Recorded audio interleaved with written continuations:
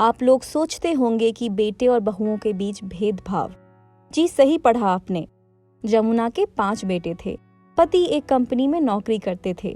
पति की तनख्वाह कम थी। 5 बच्चों का पालन पोषण भी मुश्किल था। वैसे भी जमुना अपने माता पिता की आखिरी संतान थी। पिता बहुत बड़े वकील थे, पर अपनी पत्नी को कभी भी इज्जत नहीं देते थे। उन्हें इंसान भी नहीं समझते थे। उनका काम बच्चों को पालना, घर संभालना, बस यही था। शिव प्रसाद अपनी पत्नी के साथ जिस तरह का व्यवहार करते थे, वैसा ही बहुओं के साथ भी करते थे। लड़के उनके इस व्यवहार के लिए कुछ नहीं कहते थे। बहुएं मायके जाती थीं तो उनके आने की तारीख भी पहले ही खुद तय कर दिया करते थे। एक बार बड़ी बहू उनके तय किए तारीख से 1 दिन देर से घर आई थी। ससुर के हिसाब से ये बहुत बड़ी गलती थी। बड़ी बहू को छोड़ने के लिए आए उनके भाई के सामने उन्होंने बहू से उठक बैठक कराया।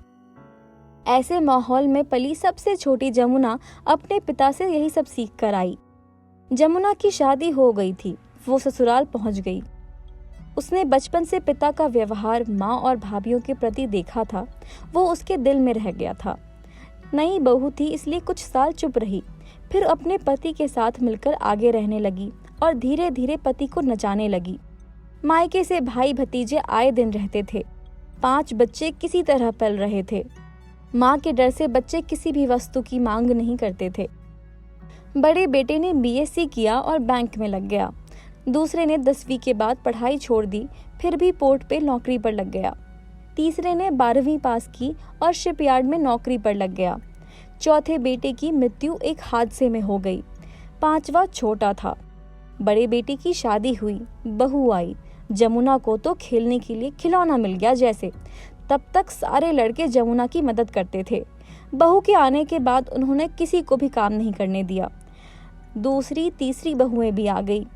उन्होंने घर का काम, बाहर का काम जैसे राशन, पानी लाना, गेहूं पिसवाना, कुएं से पानी भरना, कपड़े धोना, ब्राह्मण परिवारों के नाजन घरे अलग सारे काम करने पड़ते थे।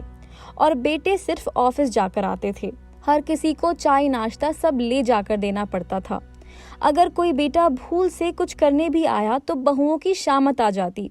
इतना सब करने के बाद भी बहुओं को गुस्सा तब आता था जब बेटों के जन्मदिन वे अच्छे से मनाती थीं, पर बहुओं के जन्मदिन उन्हें कभी भी याद नहीं रहते। यही कहती थी वो, इतना काम कराना एक बाहर की लड़की से जो अपने माता पिता की लाडली होती है, कहाँ तक सही है। बेटों का मुंह माँ के सामने नहीं खुलता था। खाना खाने बैठो तो तानों की ऐसी बौछार होती थी कि हलक से एक निवाला नहीं उतरता था। ऐसा क्यों? तीसरी बहू तो न सह सकने के कारण घर से भाग गई। लोग उनके घर में लड़की को देने के लिए हिचकिचाने लगे, फिर भी जमुना नहीं सुधरी। दोस्तों, मुझे एक बात समझ में नहीं आती कि बहू हम अपनी पसंद से लाते हैं, शादी होते ही उसमें इतनी कमियां कहाँ से दिख जाती हैं मालूम नहीं।